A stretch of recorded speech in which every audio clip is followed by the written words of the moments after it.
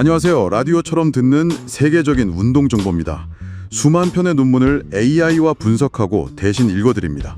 이제 매일 운동하면서 편하게 듣기만 하세요. 혹시 체지방은 줄이면서 근육량은 늘리는 거, 이게 진짜 가능할까 고민해 보신 적 있으세요? 많은 분들이 이거 거의 불가능하다, 어렵다 생각하시는데 과학은 좀 다른 이야기를 하는 것 같아요. 오늘 바로 이 신체 리컴포지션, 그러니까 체성분 개선을 위한 핵심 영양 원리들, 최신 연구 결과들 딱 모아서 명쾌하게 한번 파헤쳐보겠습니다. 라디오 듣듯이 편안하게 들으시면서 진짜 도움되는 정보들 얻어가시면 좋겠습니다. 특히 단백질 섭취 있잖아요. 이게 그냥 많이 먹는다고 다가 아니더라고요. 언제 또 어떻게 먹느냐가 근육 만드는데 아주 결정적이라는데 그 비밀도 잠시 후에 알려드릴게요. 계속 귀 기울여 주세요. 에너지 균형, 이게 원리는 참 간단해 보이는데 말이죠. 근데 체지방 줄이면서 근육량 늘리는 거, 이게 생각보다 좀 섬세한 접근이 필요한 것 같아요. 네, 맞습니다.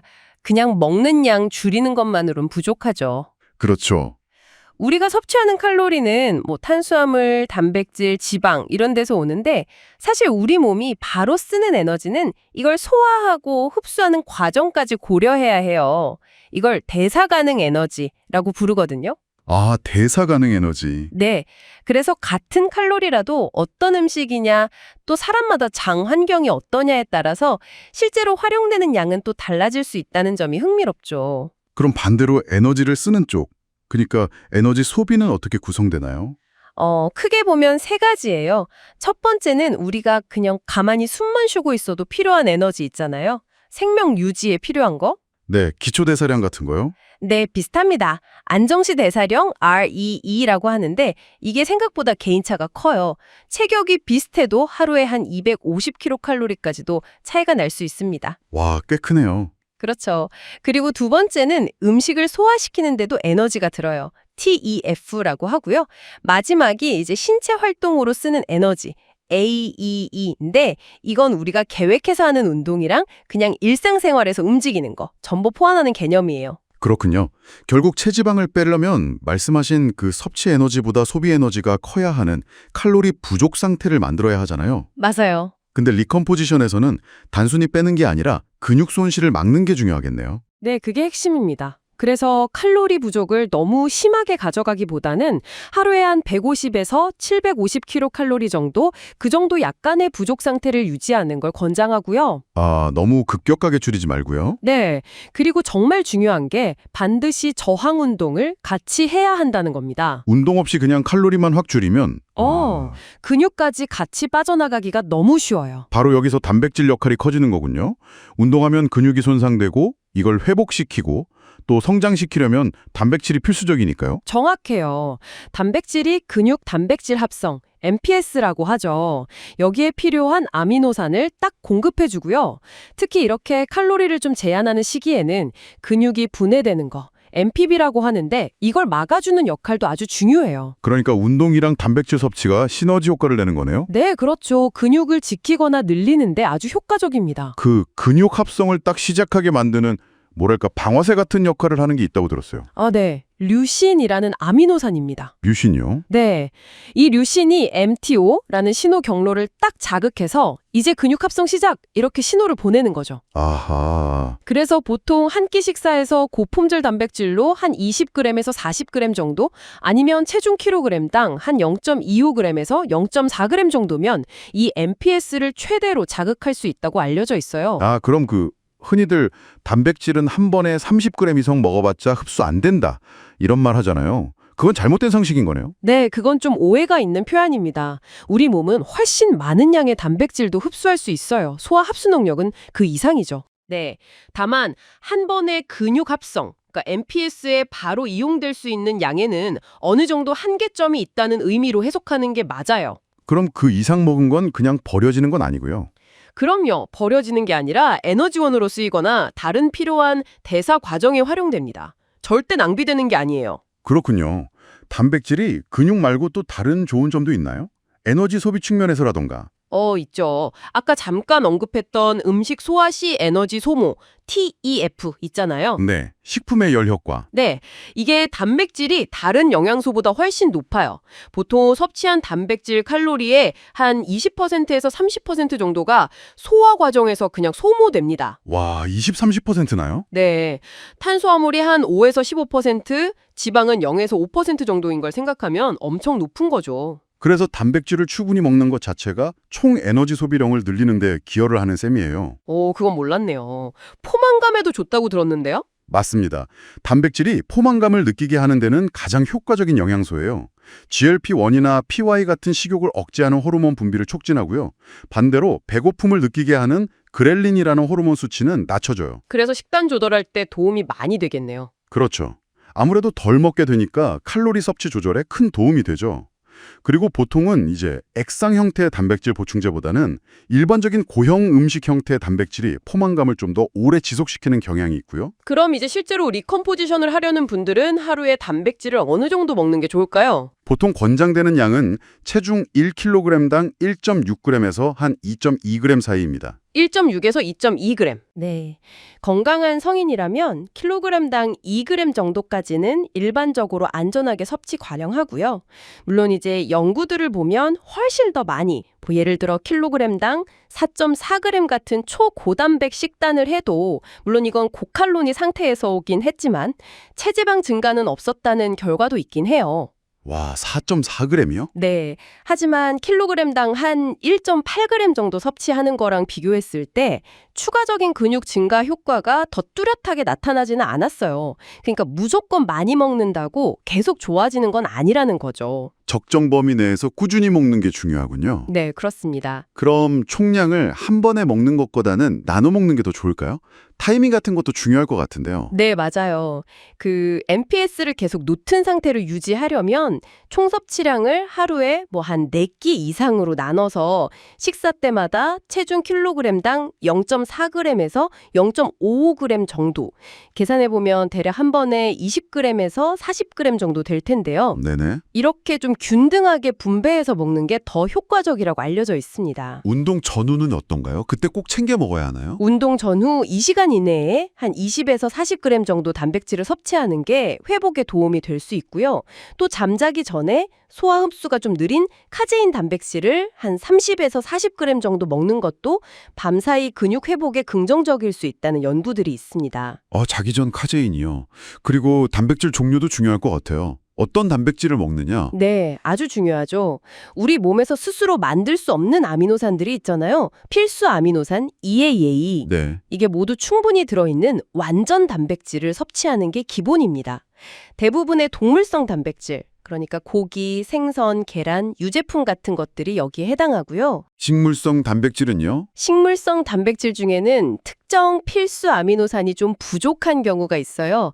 그래서 여러 종류를 좀 조합해서 먹는 게 좋습니다. 예를 들면 콩이랑 곡물을 같이 먹는다든지 하는 식으로요.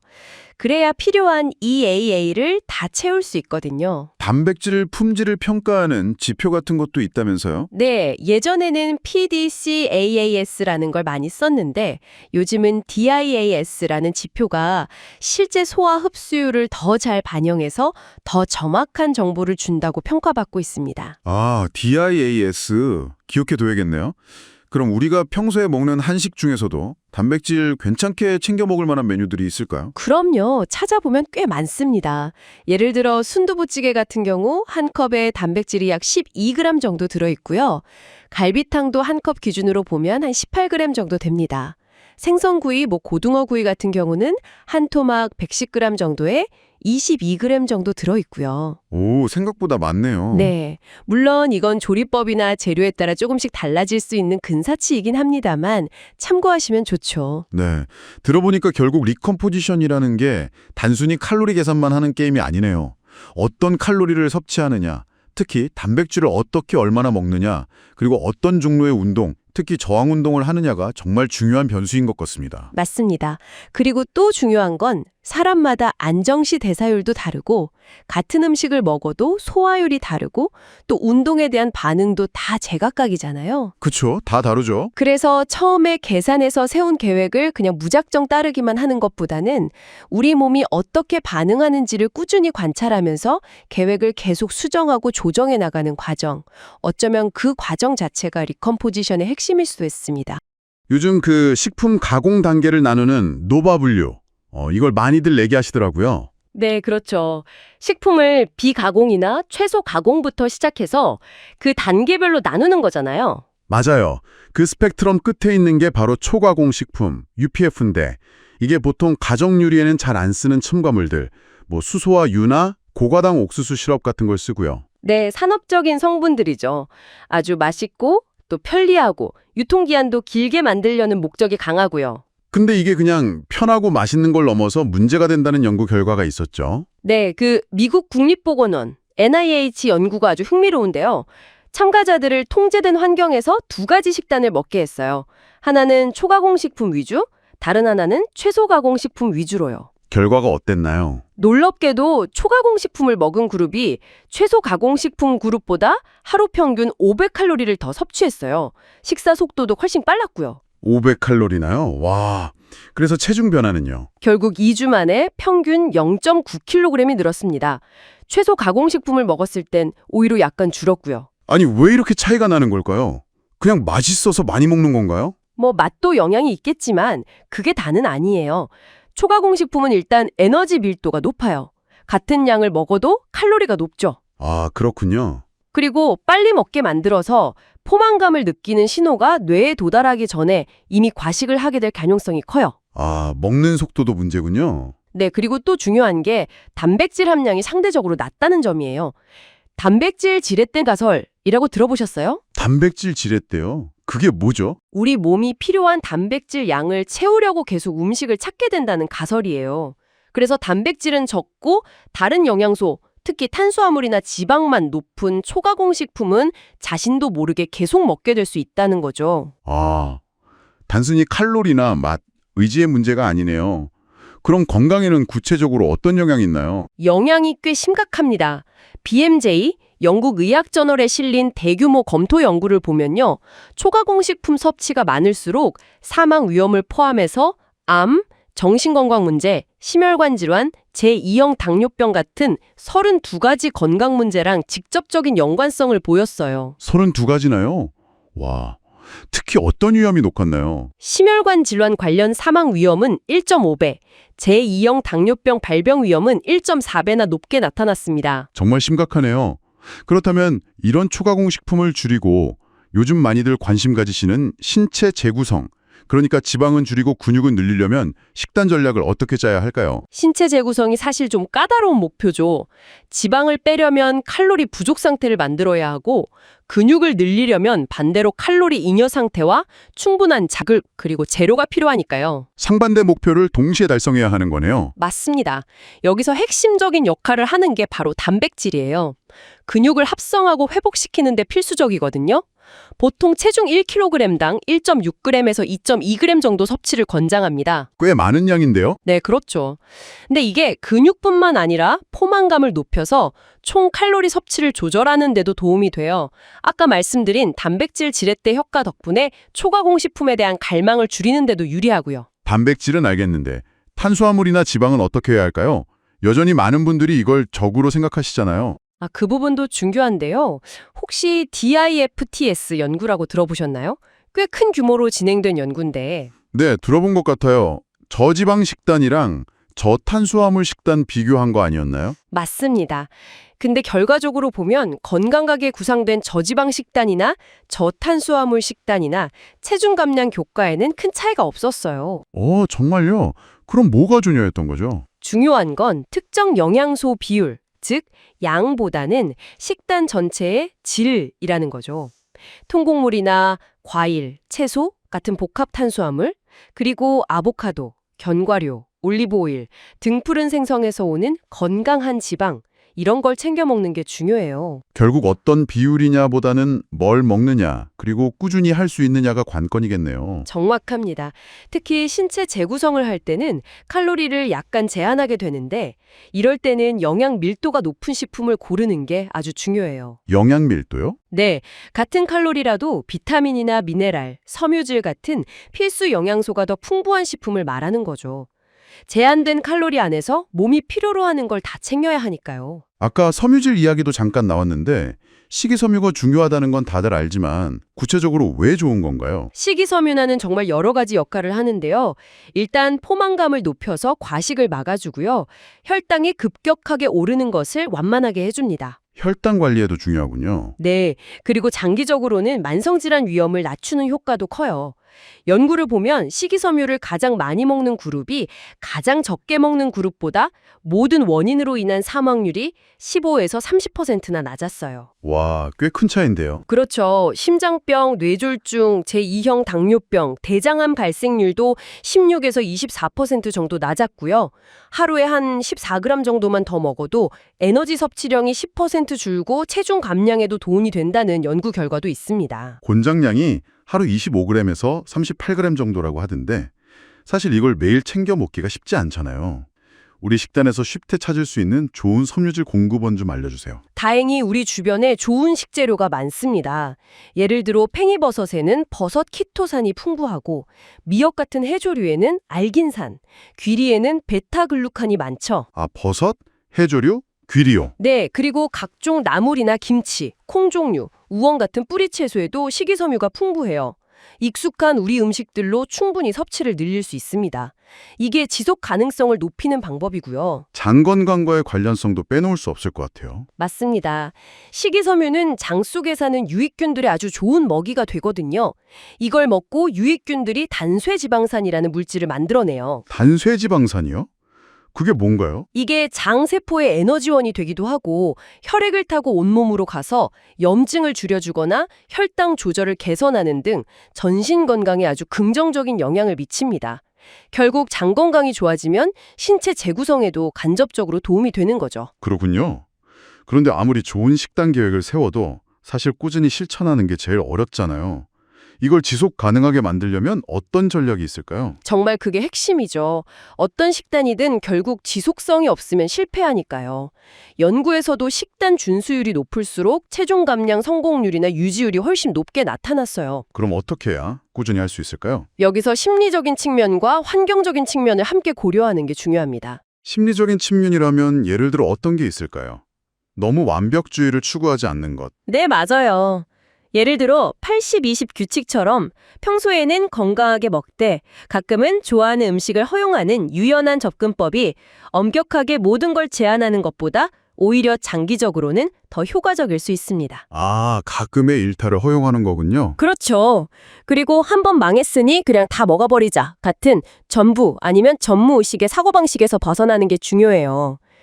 작은 실수나 이탈은 과정의 일부라고 생각하는 인지적 재구성이 필요합니다. 실패를 과정으로 받아들이는 마음가짐이 중요하겠네요. 네. 또 나는 건강한 식습관을 가진 사람이다. 와 같이 내가 원하는 정체성과 나의 행동을 연결하는 정체성 기반 습관을 만드는 것도 아주 강력한 동기부여가 될 수 있어요. 아, 나는 이런 사람이다라고 정의하는 거요. 네. 그리고 먹는 행위 자체에 좀 더 집중하는 마음 챙김 식사도 도움이 될 수 있어요. 내가 정말 배고픈지, 얼마나 먹어야 만족하는지 이런 몸의 신호에 더 귀 기울이는 거죠. 환경적인 측면은 어떤 게 있을까요? 이건 선택 설계라고도 하는데요.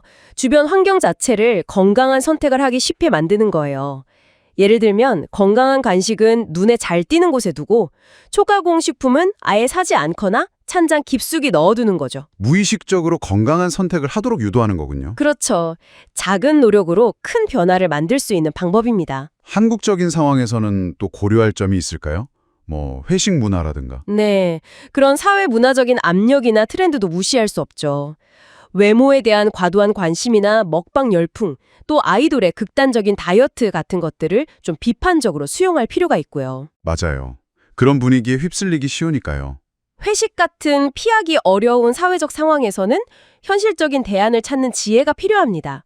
예를 들어 고기를 먹더라도 살코기 위주로 먹고 쌈채조를 많이 활용하고 튀김보다는 두부나 김 같은 건강한 안주를 선택하는 식으로요. 네, 완벽하진 않더라도 최선의 선택을 하는 노력이 중요하겠네요. 결국 신체의 재구성이란 게 단순히 접시 위에 뭘 담느냐의 문제를 넘어서는 것 같아요. 어떤 의미죠? 음식을 둘러싼 우리의 생각, 습관, 그리고 환경까지 모두 재구성하는 과정이라는 거죠. 어쩌면 칼로리나 영양 성분을 하나하나 따지는 것보다 이런 근본적인 틀을 바꾸는 것이 더 중요하고 더 지속적인 변화를 가져올 수 있는 열쇠가 아닐까 싶습니다. 근육을 늘리거나 지방을 줄일 때 역시 칼로리 조절이 정말 기본이잖아요. 네, 그렇죠. 목표에 따라 칼로리 섭취를 다르게 가져가야 하니까요. 근육 성장을 하려면 일단 좀 더 먹어야 하는 에너지 잉여 상태가 필요한데 맞아요. 그 림벌킹이라고 하죠. 지방은 최소화하면서 근육만. 그때는 하루에 한 250에서 500칼로리 정도. 그 정도만 더 먹으라고 하더라고요. 네, 그 정도가 적절해요. 뭐 어떤 자료는 200에서 300 정도를 얘기하기도 하고요. 아, 더 타이트하게요? 그렇죠. 여기서 피레이시오라는 개념이 좀 중요해요. P-레이시오요? 칼로리를 더 먹어서 체중이 늘 때 그 늘어난 체중 중에 근육이랑 지방 비율이 어떻게 되냐는 건데요. 아하. 이게 주당 체중이 한 0.25%에서 0.5% 늘어나는 그 속도에서 가장 근육 비율이 높게 나타난다는 거예요. 아, 너무 많이 먹는다고 근육이 막 더 생기는 건 아니군요. 그렇죠. 오히려 지방만 더 낄 수 있다는 거죠. 그럼 반대로 체지방 줄일 때는 칼로리 결손 상태로 가야 하고 네, 덜 먹어야죠. 이것 또한 하루에 250에서 500칼로리 정도 적게 먹는 게 좋다고. 네, 완만하게 줄이는 게 중요해요. 특히 근육 손실을 최소화하려면 감량 속도도 중요하거든요. 네네. 주당 체중의 한 0.7% 이하, 그 정도로 조절하는 게 권장돼요. 너무 급하게 빼면 근육이 같이 빠진다 이 말씀이시죠? 맞습니다. 체중계 숫자만 보는 게 아니라 그 빠지는 내용물, 그러니까 지방 위주로 빼는 게 중요하니까요. 좀 느리더라도 꾸준히 하는 게 결국 몸을 만드는 데는 더 유리할 수 있어요. 나요? 네, 단백질은 뭐 기본 중에 기본이죠. 마이크 이스라텔 박사 같은 분들은 아예 식단을 짤 때 단백질부터 정하고 나머지를 맞추라고. 네, 그게 좋은 접근법이에요.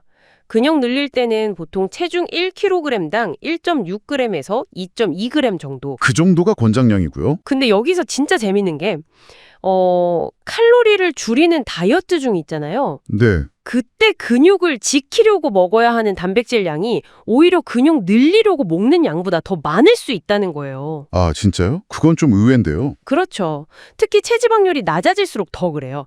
체중 1kg당 1.6에서 2.4g. 아주 마른 분들은 제지방량 기준으로 킬로그램당 2.3에서 3.1g까지도 얘기가 나와요. 와, 생각보다 엄청 많네요. 칼로리가 부족하면 우리 몸이 자꾸 근육을 에너지원으로 쓰려고 하거든요. 그걸 막으려면 단백질을 더 넣어줘야 하는 거죠. 아하, 그래서 그렇군요. 그럼 단백질 먹는 타이밍, 이것도 중요하죠? 네, 타이밍 이야기도 많이 나오죠. 보통 한 3, 4시간마다 네. 류신 좀 들어간 고품질 단백질로 한 20에서 40g 정도 먹어주면 근단백질 합성에 좋다고 알려져 있고요. 네. 운동 전력으로 넘어가 보면 역시 점진적 과부하, 이게 핵심인 거죠. 네, 운동의 기본 원칙이죠. 계속 몸에 새로운 자극을 줘야 하니까요. 단순히 무게만 올리는 게 아니라 횟수나 세트 수를 늘리거나 쉬는 시간을 줄이는 것도 다 포함되는 거고요. 맞아요. 다양한 방법으로 과부하를 줄 수 있죠. 훈련량을 관리하는 개념들도 있잖아요. MV, MEV, MAV, MRV. 아, 네. 그 볼륨 개념들. 네, 유지하는 볼륨 MV부터 시작해서 최소한 효과를 보는 볼륨 MEV, 가장 적은이 잘 일어나는 볼륨 MAV, 그리고 내가 회복할 수 있는 최대 볼륨 MRV. 네. 이걸 잘 조절하는 게 핵심인데 개인 회복 능력에 맞춰서 MEV 근처에서 시작해서 MRV 쪽으로 점차 늘려가고 그러다가 좀 쉬어주고 디로딩. 그렇죠. 주기적으로 MV 수준으로 낮춰서 회복하는 거죠. 근데 이 MAV나 MRV는 딱 정해진 숫자가 아니라 계속 변하는 범위라고 봐야 해요. 컨디션 따라서요. 그렇군요. 다이어트 할 때는 훈련을 좀 다르게 해야 하나요? 회복이 좀 더딜 것 같은데. 맞아요. 회복 능력이 떨어지니까 전체 훈련량, 그러니까 총 볼륨은 좀 줄일 수 있어요. 아, 줄여야 하는군요. 근데 중요한 건 훈련 강도, 즉 사용하는 무게는 최대한 유지하려고 노력해야 한다는 거예요. 아, 무게는 그대로요? 힘들지 않을까요? 힘들죠. 근데 그게 근육한테 너 아직 필요해 라는 신호를 계속 주는 거거든요. 근육 손실을 막는데 아주 중요해요. 아, 저항 운동 자체가 근육 보존 신호군요. 네, 강력한 신호죠. 유산소 운동은 칼로리 태우는 데 도움이 되긴 하지만요. 뭐 LIS든 HIAT든 쓸 수 있는데 네. 너무 과하면 오히려 회복을 방해하거나 근육 보존에 안 좋을 수도 있으니 저항 운동을 보조하는 역할로 잘 써야 하고요. 좀 더 고급 전략으로 가면 탄수화물 사이클링 얘기도 있잖아요. 아, 네. 탄수화물 섭취량을 주기적으로 바꾸는 거요. 네. 이게 뭐 대사 떨어지는 거 맞고 인슐린 민감성도 좋아지고 렙틴 같은 호르몬에도 좋다던데 보통 운동 빡세게 하는 날 많이 먹고 쉬는 날 적게 먹고 이런 식이죠. 네, 그런 방식이죠. 이론적으로는 장점이 있을 수 있어요. 근데 이게 계획하고 실행하기가 생각보다 복잡해요. 아, 그런가요? 예. 그리고 실수하기도 쉽고요. 고탄수화물 먹는 날 너무 많이 먹어버리거나 저탄수화물 날 너무 적게 먹어서 오히려 컨디션 망치거나 그럴 수 있거든요. 그럼 좀 경험이 있는 사람한테 더 맞겠네요. 그렇죠. 식단 기록 같은 걸 꾸준히 해본 분들한테 좀 더 적합할 수 있죠. 그리고 운동 전후 영양 타이밍, 그 아나볼릭 윈도우, 기회의 창 얘기도 아직 많이 하잖아요. 아, 네. 그 기회의 창. 운동 끝나고 빨리 단백질 먹어야 한다. 뭐 이런 거요. 네네. 사실 운동 후에 단백질, 탄수화물 먹는 게 회복에 도움이 되는 건 맞아요. 근데 그 창이라는 게 생각보다 그렇게 짧고 엄격하진 않다는 게 요즘 중론이에요. 아, 그래요? 몇 분 안에 꼭 먹어야 하는 건 아니다. 네. 특히 운동 전에 식사를 제대로 했다면 그 효과가 운동 후 몇 시간 동안 지속될 수 있거든요. 그래서 제일 중요한 건 결국 하루 총 섭취량이에요. 총 칼로리랑 총 단백질. 아, 전체 양을 채우는 게 우선이다. 그렇죠. 그런 기본적인 게 다 갖춰진 다음에 뭐 수행 능력 향상이나 회복을 좀 더 빠르게 하고 싶을 때 타이밍을 신경 써볼 수는 있겠죠. 결국 오늘 이야기 나눈 전략들을 쭉 보면 진짜 꾸준함이랑 장기적인 관점이 제일 중요한 것 같아요. 네, 맞아요. 그게 핵심이죠. 근데 재미있는 건 우리 몸이나 뇌는 사실 단기적인 변화나 즉각적인 만족감에 훨씬 더 끌리잖아요. 그렇죠. 그게 인간 본성이니까. 어쩌면 몸을 바꾸는 과정에서 가장 큰 어려움은 뭐 생리학적인 한계 이런 것보다도 이런 우리 심리적인 경향이랑 꾸준히 해야 한다는 현실 사이의 줄다리기, 이게 아닐까 싶네요. 바디 컴포지션에서 아마 제일 중요한 건 지속 가능성 같아요. 평생 할 수 있는 나만의 식단 철학, 또 합리적인 규칙, 이걸 찾는 게 핵심이죠. 네, 맞아요. 모든 건 결국 에너지 균형에서 시작하니까요. 그러니까 섭취 칼로리랑 소비 칼로리, 이 관계요. 약간 칼로리를 부족하게 가져가거나 아니면 현재 체중 유지 수준에서 칼로리를 맞추면서 그렇죠. 그러면서 단백질 충분히 먹고 저항 운동 병행하고 이게 일반적인 방법이죠. 그럼 그 에너지 균형 원리를 잘 이해하는 게 중요하겠네요. 단순히 숫자 계산이 아니라 네. 우리 몸이 에너지를 어떻게 쓰고 또 어떻게 저장하는지 그 메커니즘을 알아야 자신만의 전략을 세울 수 있어요. 식단 접근법도 크게 두 가지로 나뉘잖아요. 유연한 식단이랑 좀 엄격한 식단. 맞습니다. 유연한 식단. 예를 들면 IFIM 같은 거요. 특정 음식을 막 금지하고 그러진 않죠. 하루 총량, 그 매크로 목표치만 채우면 되는? 네. 반면에 엄격한 식단은 특정 음식을 아예 제한해버리니까 이게 장기적으로 가기가 좀 어렵고. 심리적으로도 부담이 크겠네요. 그렇죠. 실제로 연구를 봐도요. 유연한 식단이 장기적인 준수율이나 체중 유지 성공률이 더 높게 나와요. 아, 그래요? 어떤 연구가 있었나요? 그 프리드 호펜 호리 연구 같은 걸 보면 이 유연한 접근법이 결국 준수율을 높여서 더 좋은 장기 결과를 만든다고 하거든요. 아, 준수율. 하긴 꾸준히 해야 하니까. 네, 그리고 심리적으로도 좋아요. 뭐랄까 음식 죄책감도 줄고 폭식 위험도 낮아지고요. 스튜어트 연구에서도 엄격하게 통제하는 건 오히려 높은 BMI나 심리적 고통과 관련이 있었고 유연한 통제가 더 건강한 체중 관리랑 연결된다고 했어요. 결국 금지가 오히려 역효과를 낼 수 있다는 거군요. 맞아요. 그래서 실용적으로 80-20 규칙 같은 걸 많이 쓰죠. 아, 80%는 영양가 있는 걸로 채우고 나머지 20%는 내가 좋아하는 음식 먹고. 네, 박탈감을 줄여주니까 지속하기가 더 수월해지죠. 핵심은 허용이에요. 그래야 심리적 제한 때문에 생기는 갈망이나 폭식을 막을 수 있거든요. 여기서 더 나아가서 정체성 기반 습관이라는 개념도 흥미롭던데요. 아, 네. 그거 정말 중요해요. 나는 건강한 사람이니까 균형 잡힌 식사를 한다. 이런 식으로요. 행동 자체보다 건강한 나라는 정체성에 집중하는 거군요. 그렇죠. 그러면 관련 행동들이 자연스럽게 따라오고 이게 요요 현상을 막는 강력한 심리적 도구가 돼요.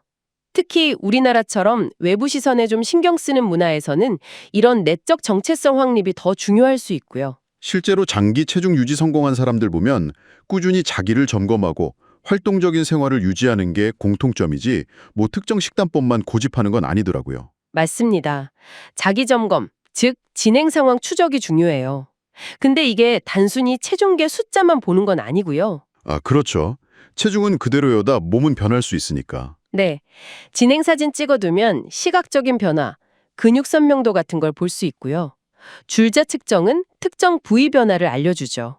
운동 일지도 필수예요. 근력이 느는지 정체기는 아닌지 파악해야 하니까요. 그런 데이터를 볼 때 일일 변화에 너무 신경 쓰지 말고 주간 평균이나 장기 추세를 봐야겠네요. 정확합니다. 그리고 그 데이터를 바탕으로 계획을 조정하는 자기 코칭 능력이 필요해요. 감정적으로 반응하기보다 미리 정해둔 규칙에 따라서 예를 들어 주간 평균 체중 감소율이 목표치 미달이면 칼로리를 얼마 줄인다 이런 식으로요. 네, 그런 의사결정 프레임워크가 있으면 감정이 휘둘리지 않고 데이터 기반 결정을 내릴 수 있죠. 정체기가 와도 마찬가지예요. 정체기는 자연스러운 거라고 하셨죠? 네, 당연히 올 수 있어요. 실패가 아니라 배울 기회로 봐야죠. 현실적인 목표를 다시 설정하고 성장 마인드셋을 가지면서 식단이나 훈련 방법을 조정해 나가야 해요. 칼로리를 재평가한다거나 제급 시기를 활용하거나 운동 강도나 볼륨, 종목을 바꿔보는 식으로요. 보충제 이야기도 안 할 수가 없는데 어떤 걸 좀 추천하시나요? 워낙 종류가 많아서요. 보충제는 정말 과학적 근거 기반으로 최소한만 접근하는 게 좋아요. 역시 기본이 중요하군요. 네. 단백질 보충제는 음식을 통해서 충분히 섭취하기 어렵거나 칼로리는 줄이면서 단백질만 늘리고 싶을 때 유용하죠. 운동하는 분들은 보통 체중 1kg당 1.4g에서 2.0g 정도 권장되고요. 한 번에 먹는 양도 중요하죠. 네. 근단백질 합성을 위해서는 끼니당 한 20에서 40g 정도 3에서 4시간 간격으로 먹는 게 좋다고 알려져 있습니다. 류신 함량도 중요하고요. 크레아틴은 어떤가요? 효과가 좋다고들 하던데. 크레아틴 모노하이드레이트는 고강도 운동 능력이나 근육량 증가에 가장 효과가 잘 입증된 보충제 중 하나예요. 안전성도 높고요. 먹는 방법이 따로 있나요? 보통 로딩이라고 해서 처음 며칠은 좀 많이 먹고 그 후에는 하루 3에서 5g 정도 꾸준히 먹는 유지 방식을 많이 써요. 카페인도 운동 전에 많이들 드시잖아요. 네, 카페인은 운동 능력이나 인지 기능을 일시적으로 향상시키는 효과가 있죠. 운동 1시간 전쯤 체중 킬로그램당 3에서 6mg 정도 섭취하면 효과적이고요. 그 외에 뭐 BCAA나 지방연 소제 같은 건? 사실 그런 것들은 근거가 좀 부족하거나 효과가 과장된 경우가 많아요. 비판적으로 봐야 합니다. 핵심은 언제나 내추럴 식품 우선이에요. 보충제는 말 그대로 보조 수단이니까요. 목표를 달성해도 끝이 아니죠. 유지 단계가 또 중요하잖아요. 장기간 다이어트를 하면 몸이 적응해서 살이 다시 찌기 쉬워진다고요? 네, 신진대사 적응이라고 하죠. 우리 몸이 에너지 소비를 줄이고 호르몬 변화도 생겨서 체중이 다시 늘어나기 쉬운 상태가 돼요. 그래서 리버스 다이어팅이라는 걸 하기도 하죠. 네, 도움이 될 수 있어요. 칼로리 제한 후에 섭취량을 아주 천천히, 예를 들어 매주 50에서 100kcal 칼로리 정도씩 점진적으로 늘리는 거예요. 체지방 증가는 최소화하면서 몸이 적응할 시간을 주는 거군요. 그렇죠. 새로운 유지 칼로리 수준을 찾는 과정이기도 하고 심리적으로도 중요해요. 다이어트 후에 갑자기 막 먹어서 체중이 확 느는 걸 예방하는 데 도움이 될 수 있습니다. 결국 장기적인 성공을 위해서는 리컴포지션 과정에서 배운 것들, 자기 모니터링이나 꾸준한 신체 활동 같은 걸 계속 이어가야겠네요. 맞습니다. 그리고 사회생활이랑 조화시키는 것도 중요하죠. 특히 외모에 대한 압박이 좀 있는 문화에서는 유연한 식단 원칙을 잘 활용해서 사회적인 식사 자리도 즐기고 아까 말한 나는 건강한 사람이라는 내적 기준을 딱 세우는 게 중요해요. 그래야 안 흔들리거든요. 훈련도 계속해야 하고요. 네, 훈련도 유지하고 발전시키기 위해 계속 변화해야죠. 근력 운동은 꾸준히 하고 즐길 수 있는 유산소 운동을 병행하는 게 좋고요. 결국 이 모든 과정을 통해서 얻는 게 단순히 외적인 변화만이 아니에요. 내적인 성장 같은 거요? 그렇죠. 자기 효능감, 지식, 회복 탄력성 이런 내적인 업그레이드야말로 평생의 건강과 만족을 지지하는 진짜 자산이 될 겁니다. 이런 내적 성장이 앞으로 또 다른 어려움이 왔을 때 그걸 헤쳐나갈 힘이 되어줄 거고요. 여기까지 라디오처럼 듣는 세계적인 운동 정보였습니다. 이 영상이 좋으셨다면 구독과 좋아요 부탁드릴게요. 감사합니다.